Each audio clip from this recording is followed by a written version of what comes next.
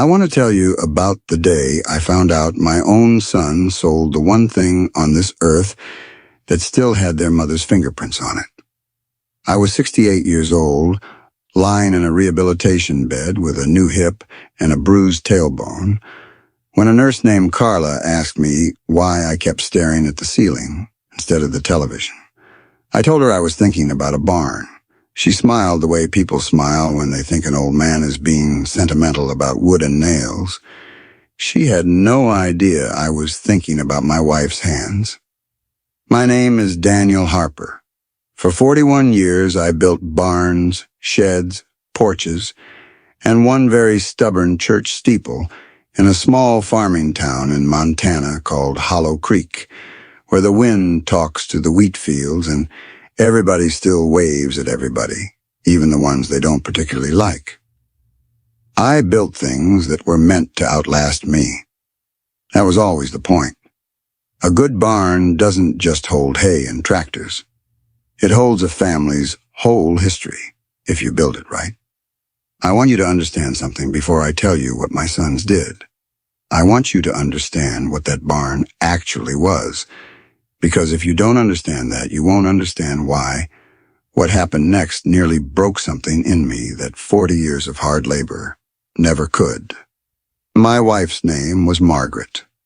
She died 3 years ago on a Tuesday morning in April, sitting in her garden chair with a cup of coffee going cold beside her, and the doctor told me her heart simply decided it was finished, the way some hearts do, quietly, without asking permission from anybody. We had been married 44 years. I still set 2 coffee cups down some mornings before I catch myself. The barn was the last thing Margaret and I built together, not just watched being built. Built. She wasn't the kind of farm wife who stood on the porch handing out lemonade while the men worked. Margaret Harper could swing a hammer straighter than half the crew I used to hire, and she never once let me forget it. We built that barn in 1987, the same year our second son Kyle was born, and Margaret was 7 months pregnant with him, standing on a ladder, insisting she could still reach the crossbeam. "Daniel Harper, if you tell me to get down one more time," she used to say, "I will finish this barn myself, and you can go sit with the chickens." I never told her to get down after that. I learned. We raised our boys underneath that roof. Ryan was 6 years old when we built it, and he used to run circles around the support beams, pretending he was a knight defending a castle. Kyle came home from the hospital to a nursery that smelled like fresh-cut pine because the barn wasn't even finished yet, and half our lumber was stacked in the hallway. That barn watched both of my sons grow from boys who chased barn cats into men who eventually stopped calling me back within the same week I left a message. I'm not telling you this to make my sons sound cruel from the very beginning. They weren't. I want to be fair to them because fairness is something Margaret D. always insisted on, even when it was inconvenient. And I intend to keep insisting on it in her memory. My sons became who they became gradually, the way most people do. Nobody wakes up one morning and decides to stop caring about their father. It happens in small absences. A phone call that gets shorter, a visit that gets postponed, a birthday that gets remembered a week late with an apology that starts to sound rehearsed. Ryan is 43 now. He sells commercial real estate in Denver, and he is very good at it. The kind of good that comes with a leased BMW and a watch that costs more than the truck I've driven for 11 years. Ryan has always believed that sentiment is a luxury for people who can't do math. He loved Margaret, I know that. I never doubted that for 1 second. But he loved her the way you love an idea. He didn't come home enough to love her the way you love a person. Kyle is 39. Kyle is softer than his brother, always was, and for most of his life that softness looked like kindness. But somewhere along the way, softness without a spine just becomes a different kind of hardness. Kyle doesn't make the decisions. Kyle agrees with the decisions. There's a difference, and it took me a long time to understand which one hurt worse. My daughter, Emma, is 35, and if I'm honest with you, she is the reason I am not a bitter old man today. Emma stayed in Hollow Creek.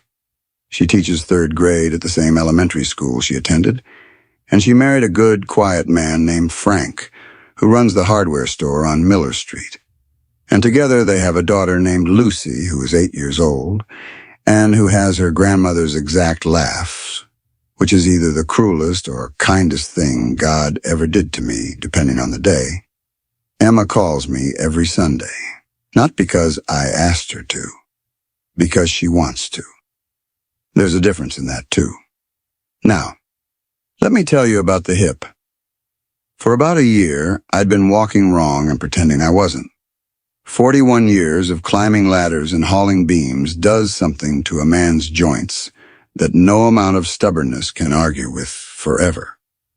Emma finally cornered me at Sunday dinner in March and told me, in that tone she gets that sounds exactly like her mother's, that I was getting the surgery whether I liked it or not, and that she'd already called Dr. Patterson's office to schedule it herself. "You can be angry at me," she said, "but you're going to walk Lucy down the aisle someday, and you're not doing it with a cane and a grimace." I had the surgery on the 14th of September. The recovery facility was called Meadowbrook Rehabilitation Center, about 40 minutes outside of town, and I was told I'd be there anywhere from 3 to 6 weeks, depending on how my body responded to physical therapy. Emma visited twice a week. Frank brought Lucy's drawings, taped crooked to the wall beside my bed, little crayon barns with too many windows. Ryan called once, the first week, for 4 minutes. He told me Denver was busy. I told him I understood. I did understand. That's the part that still gets me sometimes. I understood, and I forgave it before he even asked, because that's what fathers do. We build a whole cathedral of excuses for our children before they even finish the sentence. Kyle didn't call at all in September. He sent a text. "Hope the surgery went okay. Let me know if you need anything." I stared at that text for longer than I'd like to admit. What I did not know, what none of us knew, sitting in that rehab facility while I relearned how to walk to the bathroom without a walker, was that my 2 sons had already been talking, not about my recovery, about my land. I want to tell you exactly how I found out, because the way I found out matters. It wasn't a phone call. It wasn't a letter. It was a for sale sign, still standing crooked in the front pasture, half hidden behind the mailbox, when Frank drove me home from Meadowbrook on the 11th of October. I remember Frank slowing the truck down. I remember him going quiet, in a way that wasn't like him. Frank is not a quiet man by nature. He's the kind of man who narrates a drive just to fill the silence, weather, football scores, whatever's easy. But that day he went quiet, and I followed his eyes to the sign, and for a moment I genuinely thought it was a mistake, a prank. Some kid from town messing with old Harper's land as a joke. Then I saw the barn, or rather, I saw where the barn used to be. There was scaffolding around half of it. A crew of men did not recognize were loading lumber. My lumber, Margaret's lumber, the wood we'd chosen together at Pruitt's sawmill in 1987, onto a flatbed truck with a company logo I'd never seen in my life. Rocky Mountain Reclaimed Materials. They were tearing my barn apart, board by board, to sell as authentic reclaimed farmhouse wood to some interior design company in Bozeman, and they were doing it with a permit that had my sons' names on it. I did not shout. I want you to know that. I have never been a shouting man, and I wasn't about to start in front of strangers on my own property with a hip that had just been rebuilt with titanium. I asked Frank to stop the truck. I got out slowly, using the cane Emma had made me promise to use, and I walked toward a young man in a hard hat who seemed to be running the crew.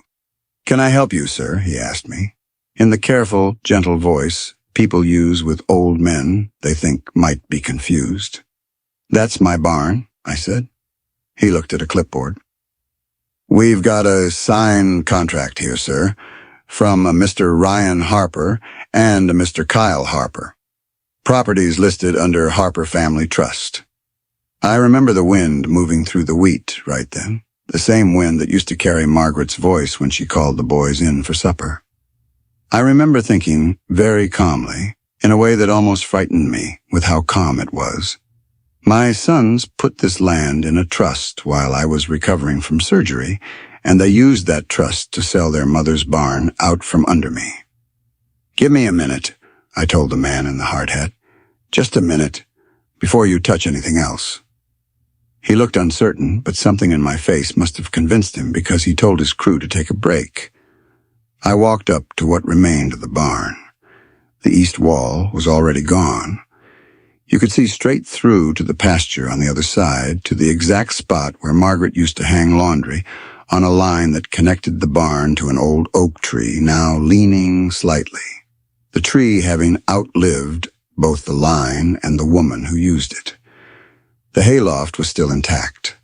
I could see the ladder Margaret had climbed pregnant with Kyle 39 years ago, still nailed exactly where we'd left it. I did not cry in front of that crew. I want to be honest with you about that too. Not because crying is weakness. My Margaret would have smacked the back of my head for thinking that, but because I needed to think clearly, and grief has a way of flooding a man's judgment right when he needs it most. I called Emma from the truck. My voice must have sounded strange, because she didn't even say hello. She just said, "Dad, what's wrong?" And I told her. I told her everything I could see standing right there in front of me, and I heard her go completely silent on the other end of the line, the kind of silence that comes right before someone starts crying or starts getting very, very angry. Emma got angry. "They did what?" she said. "Dad, stay right there. Don't sign anything. Don't say anything else to that crew. I'm calling Frank's cousin. He's a lawyer. And then I'm calling Ryan." I told her not to bother calling Ryan yet. I wanted to hear it from him myself, face to face, if I could manage it. Because I still, even then, standing in the wreckage of my wife's barn, wanted to believe there was an explanation. That's the particular cruelty of loving your children. Even betrayal doesn't kill the hope right away. It takes a while to die completely. Sometimes it never quite does. I asked the crew to stop work for the day. They were decent about it. The young man in the hard hat, whose name I eventually learned was Curtis, told me he was sorry, that he didn't know the situation was complicated, and that he'd call his supervisor. I appreciated that more than he probably realized. Then I went inside my own house, sat down at my own kitchen table, and waited for my sons to explain themselves. Ryan called Munt back within the hour. Emma must have reached him before I did because he was already on the defensive before I said a word. "Dad, before you get upset, I need you to understand the financial situation," he said. That was Ryan's opening line. Not "Dad, I'm sorry." Not "Dad, are you okay?" The financial situation. "Explain it to me," I said. I kept my voice level. Margaret used to say I had a voice like a closed door when I was truly angry. Quiet, flat, no give in it at all. Ryan explained that 18 months earlier, while I was still walking around on a bad hip pretending everything was fine, he and Kyle had consulted an estate attorney about protecting the family assets, and had convinced me, during a conversation I barely remembered, at a dinner where I'd had 2 glasses of wine and was mostly listening to Lucy tell me about a school play, to sign paperwork establishing something called the Harper Family Trust, with Ryan and Kyle listed as co-trustees in case anything happened to me. "You told me it was for tax purposes," I said slowly. "You told me it protected the land from being seized if I ever needed nursing home care. You did not tell me it meant you could sell your mother's barn without asking me." "Technically, as trustees, we didn't need to ask," Ryan said. And I could hear in his voice that he knew, even as he said it, how that sentence was going to sound to me. "But Dad, listen. The barn's not load-bearing to your finances anymore. You're retired. Reclaimed wood buyers in Bozeman are paying premium right now. We're talking $60,000, $70,000 for materials that are just sitting there depreciating.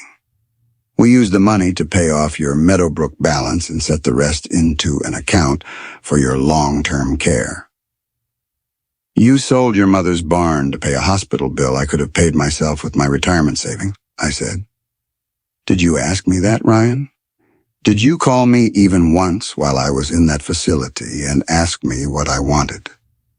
There was a silence on the line, a long one. Kyle thought, Ryan started. Don't, I said. Don't put this on Kyle. You've never once in your life let Kyle's opinion decide anything. I raised you both. I know exactly how this went. I heard him exhale. Dad, I know the barn meant a lot to you, but it was just sitting there. Nobody's used it to store equipment in years. It was falling apart.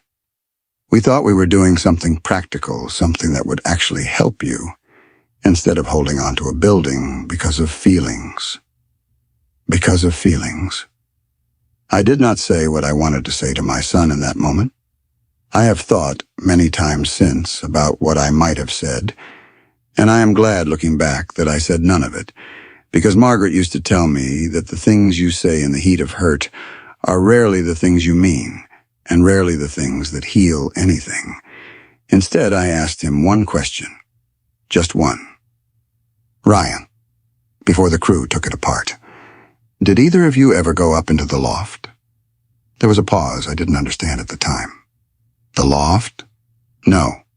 Why would we? It's just old junk up there, Dad, some trunks and boxes. Curtis's crew is supposed to clear all that out and haul it to the dump before they finish the tear down. I stood up so fast my new hip screamed at me. Don't let them touch the loft, I said. Ryan, I mean it. Nothing in that loft goes to a dump. Nothing. Do you understand me? Dad, it's just boxes. Ryan, my voice came out in a way I don't think either of us expected. Your mother packed those trunks herself, the week before she died. I never opened them. I couldn't. Do you understand what I'm telling you? Whatever is in that loft is the last thing your mother's hands ever touched with intention. And if a single box of it ends up in a landfill because you were in a hurry to finish a demolition, I will never forgive either of you. Not for the barn, for that. I don't know what expression crossed Ryan's face on the other end of that call. I wasn't there to see it. But something in my voice must have finally reached him, because he went quiet in a different way than before. And when he spoke again, his voice had lost some of its careful, practiced calm. I didn't know that, he said. Dad, I swear, I didn't know that. No, I said, you didn't ask. I hung up the phone. That night, I couldn't sleep. And I don't just mean I tossed and turned. I mean I sat in the recliner in my living room until nearly 3 a.m, staring at nothing, thinking about a woman on a stepladder 7 months pregnant, thinking about a warm April morning 3 years ago, thinking about the week before Margaret died when she'd told me she wanted to get some things organized in the barn loft, and I'd assumed, God forgive me, I'd assumed she just meant tidying up the way she was always tidying something, and I'd let her go do it alone because my back was bothering me that week and I didn't want to climb the ladder. I never asked her what she organized. She died 6 days later, and in 3 years of grief I had never once climbed back up into that loft to look. I hadn't been able to. Now because of a for sale sign and a demolition crew, I had to. Emma came over the next morning before the sun was fully up. She found me already dressed, cane in hand, standing at the bottom of the ladder Margaret had climbed pregnant 39 years before, and my daughter, who inherited her mother's directness along with her laugh, took one look at my face and said, Dad, you're not climbing that ladder with a new hip. I'll go up. I wanted to argue. I didn't have it in me. Be careful, I said. It's your grandmother's ladder before it was hers. Nobody's tested those rungs in years. Emma climbed up slowly, testing each rung with her foot before committing her weight. And I stood at the bottom holding a flashlight up toward her, my hands shaking slightly, though I told myself it was just the cold morning air. Dad, she called down after a moment. "There are trunks up here, 3 of them. They're locked." "Your mother kept a key ring in her sewing box," I said. "Bottom drawer. Little brass keys, all different sizes. I never threw it out." Emma climbed back down and went into the house and came back out 10 minutes later with an old cigar box of Margaret's, the one she'd used for buttons and keys, and the small odds and ends a life accumulates. We went back up together this time, slow, me leaning on the ladder rail more than I wanted to admit, and by the gray early light coming through the loft window, we found the key that fit the first trunk's lock. I want to tell you what was inside, but I need you to understand something first. What it meant to find it. The first trunk held photographs, hundreds of them, organized by year, rubber-banded into decades, each decade labeled in Margaret's handwriting on an index card. 1976 to 1985, 1986 to 1995, and so on, all the way up through the year before she died. She had spent, I would learn later, piecing it together from the dates on some of the notes tucked between photos. Nearly 2 years of quiet afternoons while I was at job sites, going through 40-some years of photographs, sorting them, labeling them, writing small notes on the back of the ones that mattered most. On the back of a photograph of Ryan at age 6, standing proud in front of the half-built barn with a hammer far too big for his hands, she had written, "Ryan wanted to build the whole thing himself, told his father he didn't need help. Some things don't change." On the back of a photograph of Kyle as a teenager, sitting on a hay bale with his first guitar, looking somewhere between embarrassed and hopeful, Kyle played Wonderful Tonight for me on this guitar. Badly. I told him it was beautiful anyway. He needed someone to tell him that. Emma found her own photographs too, and I watched my grown daughter sit down on the dusty loft floor and cry, holding a picture of herself at age 9, riding on my shoulders in front of that barn, Margaret laughing behind the camera so hard the photo was slightly blurred. The second trunk held letters. Margaret had written each of us a letter.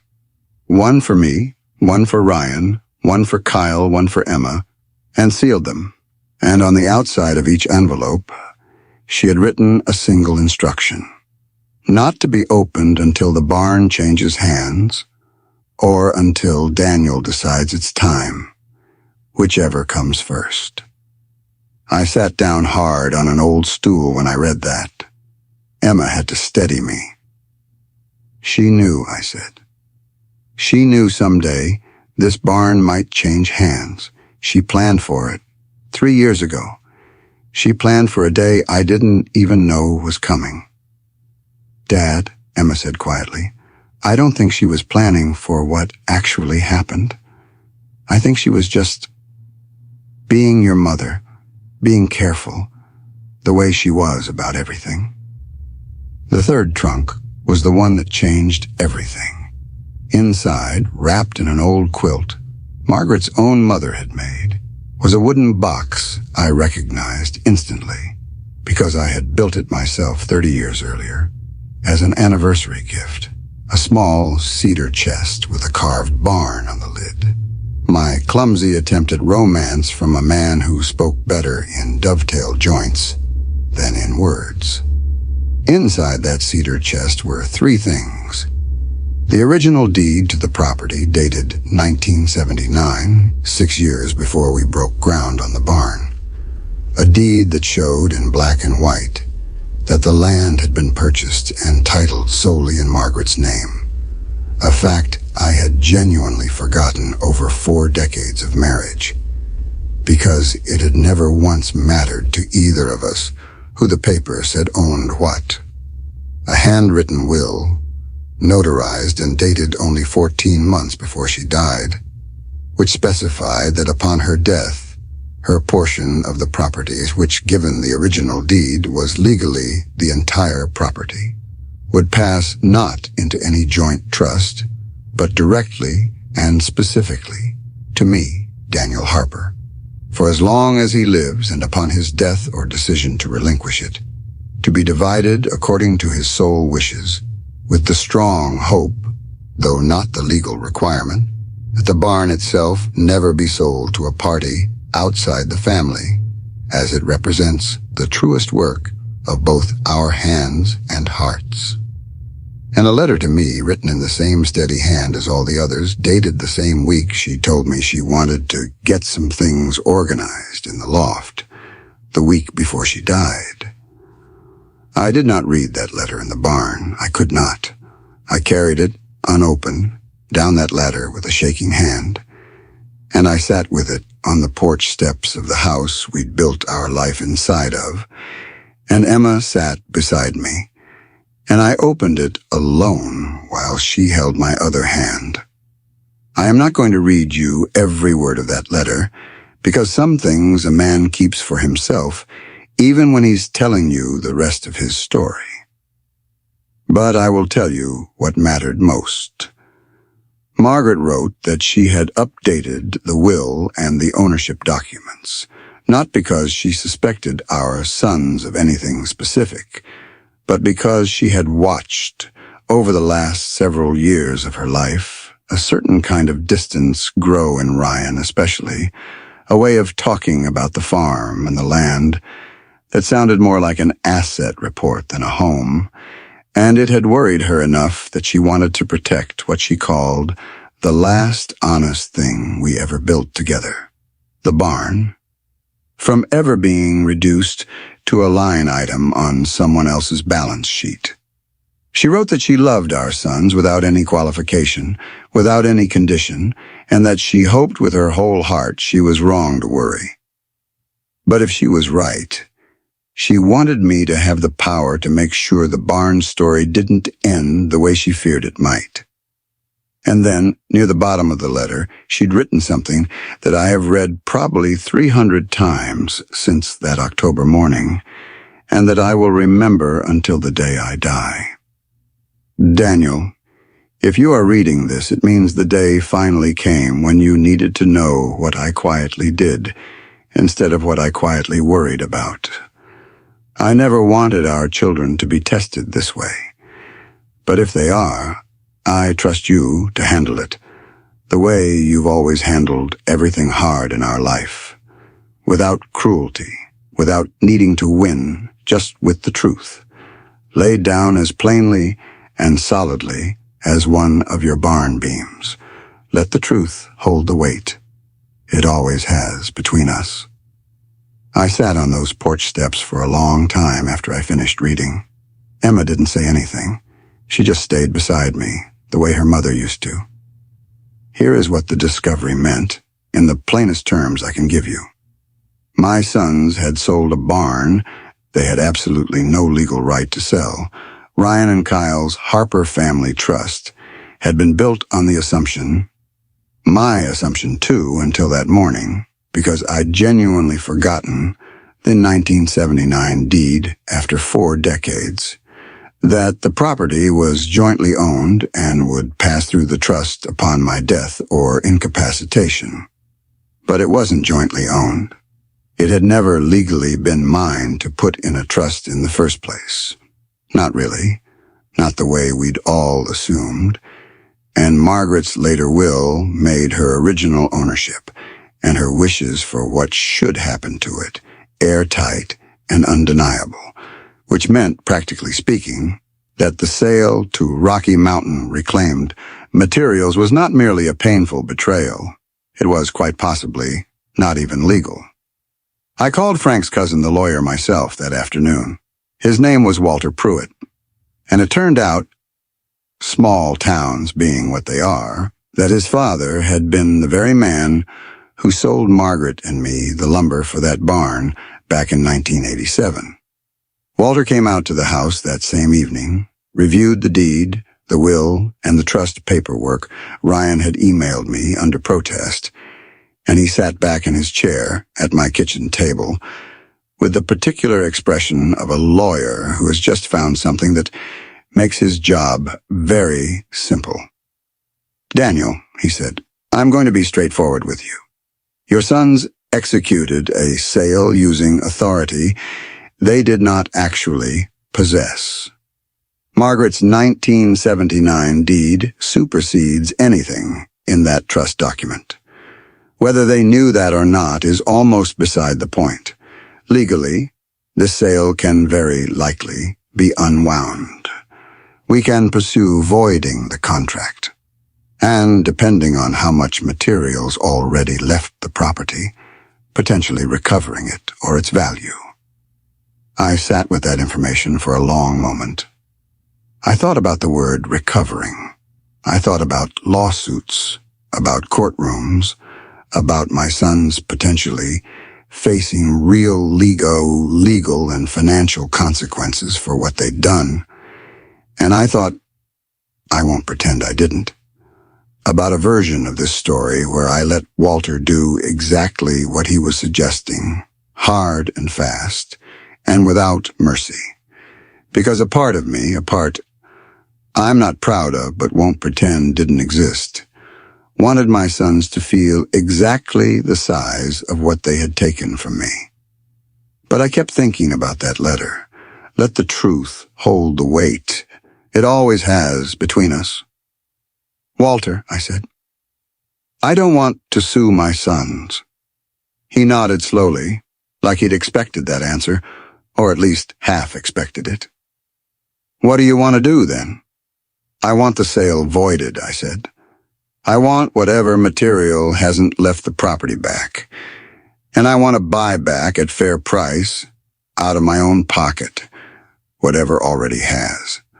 I don't want a settlement. I don't want their money. I want my wife's barn back, whatever's left of it, and I want my sons to understand exactly what they did, without a courtroom having to tell them. Walter looked at me for a long moment. That's going to cost you more than a lawsuit would recover, Daniel. You understand that? I've got the money, I said. 41 years of building things people were willing to pay for. I never spent much on myself. This is what I'm spending it on. The legal process moved faster than I expected, mostly because Rocky Mountain Reclaimed Materials once informed by Walter that the sale was executed by parties without clear legal title, wanted no part of a dispute, and agreed to halt the sale and return what remained, provided I covered their already incurred costs. It turned out, mercifully, that only about a third of the barn's wood had actually left the property before I came home. The east wall, some of the loft flooring, a section of the old hayloft door, and I paid to have every single board of it returned, at a price that made my accountant, a kind woman named Sylvia, who has managed my finances since Margaret died, go very quiet on the phone. Daniel, she said, this is nearly all of your liquid savings. I know, I said. You could rebuild an entirely new barn for less than what you're paying to get the old wood back. It wouldn't be the same wood, I said. Margaret picked every board at Pruitt's sawmill in 1987. She rejected 6 boards for having the wrong grain before she was satisfied. It wouldn't be the same barn, Sylvia. It would just be a barn.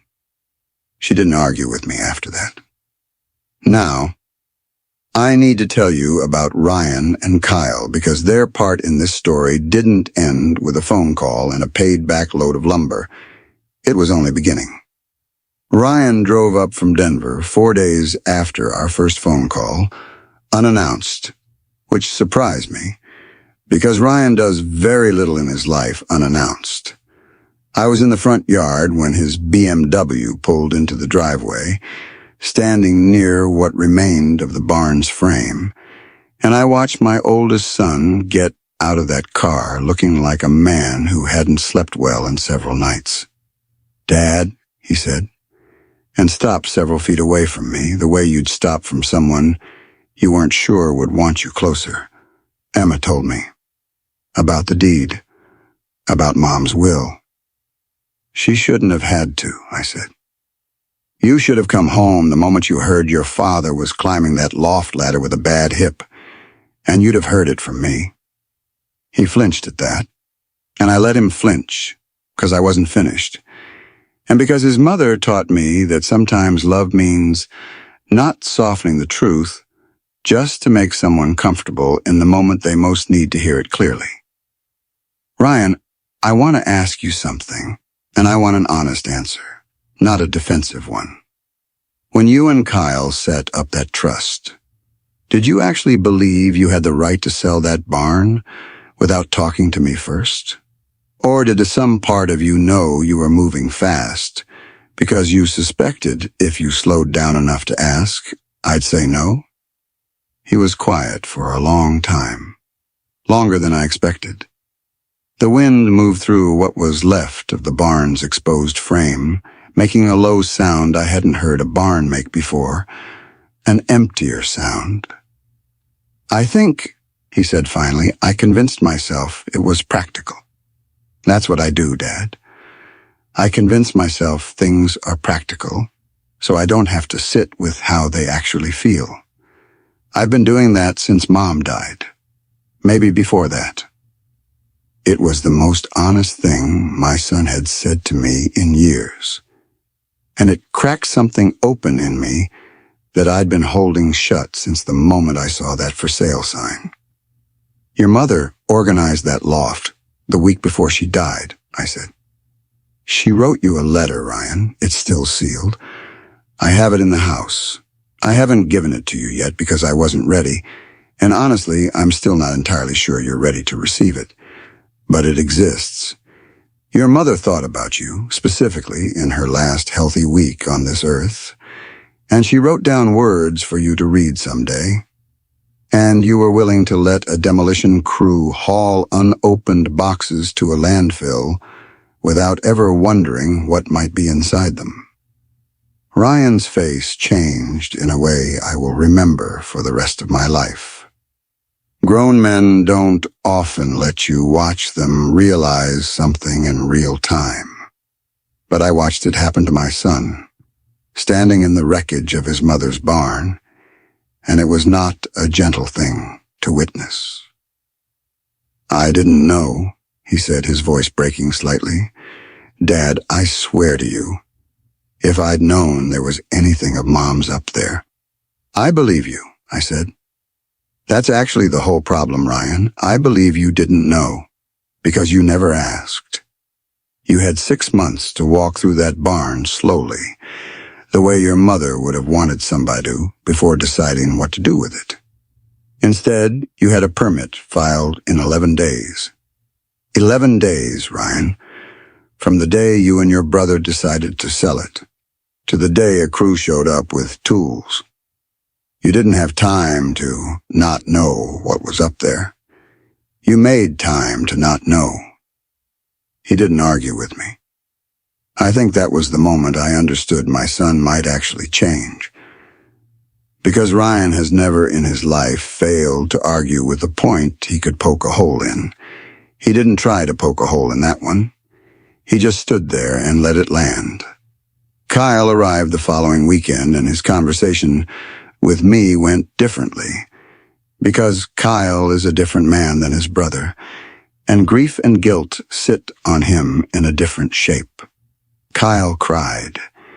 He sat at my kitchen table, the same table where I'd read Margaret's letter, and he put his face in his hands, and he cried the way I hadn't seen him cry since he was maybe 9 years old, and fell off his bike on the gravel road and split his chin open. I knew it felt wrong, he said, and I let Ryan talk me into it anyway. That's the part I can't forgive myself for, Dad.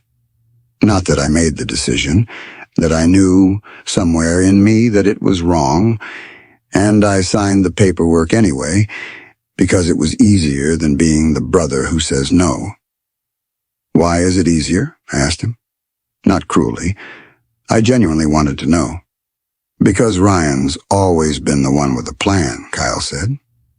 And I've always been the one who goes along with the plan, because going along is easier than being the reason the plan falls apart.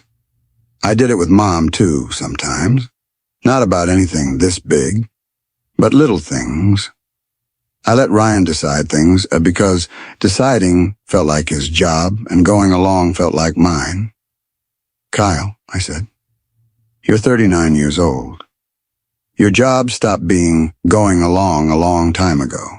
That's not a role your brother assigned you. That's a role you keep choosing. He nodded, wiping his face with the back of his hand, looking for just a moment, like the boy who used to sit on a hay bale with a guitar he couldn't quite play, needing someone to tell him something was beautiful anyway. I gave Kyle his letter that day. I couldn't quite give Ryan his yet. Something in me still needed more time with my oldest son, some proof beyond words that the crack I'd seen open in him in the yard wasn't going to close back up the moment he drove back to Denver. But Kyle, sitting there with his face still wet, needing something from his mother more visibly than Ryan had let himself need it. I gave him his letter, and I left him alone in the living room to read it. I don't know everything Margaret wrote to Kyle. That letter is his, and I've never asked to read it, and he's never offered to show me more than a few lines. But I know it changed something in him, because Kyle drove home to Bozeman that evening, and 3 days later he called me, not texted, and asked if he could come back that weekend to help clear the barn site, physically, with his own 2 hands, alongside the crew I'd hired to begin restoration.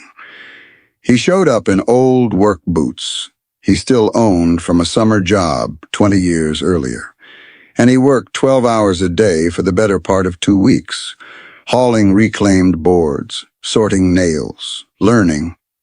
Slowly, clumsily, the way a man learns something his hands were never trained for, how his mother and father had actually built something with their lives. Ryan's change took longer, and it took a different shape. He didn't come work with his hands. Denver and his job didn't allow for that kind of extended absence. And I didn't ask him to pretend otherwise. Instead, about 3 weeks after that conversation in the yard, Ryan called me and asked if he could pay for something. Not to fix what I did, he said carefully, like he'd rehearsed the sentence to make sure it didn't sound like what it wasn't.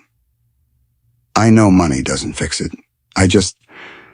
Walter told me the restoration costs are going to eat almost everything you've got saved, and Dad, that's not right. I want to cover half of it. Not as an apology, as I don't know what to call it, a correction, something I can actually do instead of just feeling bad. I let him, not because I needed the money, though it certainly helped, but because I understood in a way I don't think I would have understood before Margaret died, that sometimes forgiveness needs somewhere to go besides words, and Ryan needed somewhere to put what he was feeling besides an apology he wasn't sure how to make sound sincere enough. The town noticed, of course. Hollow Creek is the kind of place where a for sale sign in Daniel Harper's pasture gets discussed at the diner before I've even finished my coffee that morning. By the time the reclaimed lumber started coming back onto the property on flatbed trucks, the reverse of how it had left, half the town had pieced together some version of the story, and I won't pretend some of what got said wasn't uncomfortable to hear repeated back to me at church or the feed store. I never told anyone the full details, unless they asked me directly, and even then I told it plainly, the way Margaret's letter had asked me to, without cruelty, without needing to win, just the truth, laid down like a barn beam. What surprised me, what genuinely moved me, was how many people in town started showing up to help with the rebuild without being asked. Old Frank Delgado, who used to work jobs with me 30 years ago, showed up one Saturday morning with his own toolbox and didn't say much beyond, "Figured you could use another set of hands, Daniel," and worked until sundown. The Hendersons next door sent their 2 teenage boys over most weekends. Pastor Whitfield came by twice, not to preach, just to hold a board steady while I measured it. I think what moved people wasn't just sympathy for an old man who'd been wronged by his own sons. I think it was that they recognized something in the rebuilding itself, the idea that something broken by carelessness could be put back together by attention, board by board, the same slow way it had been built the first time. We rebuilt the barn over the following spring. Not exactly as it was. Some of the wood that had gone to Bozeman before I could stop it never came back. And we had to source close matches from Pruitt's mill, now run by Walter's nephew, using techniques close enough to 1987 that Margaret would have approved, I think, even if she'd have found 6 boards among them with the wrong grain.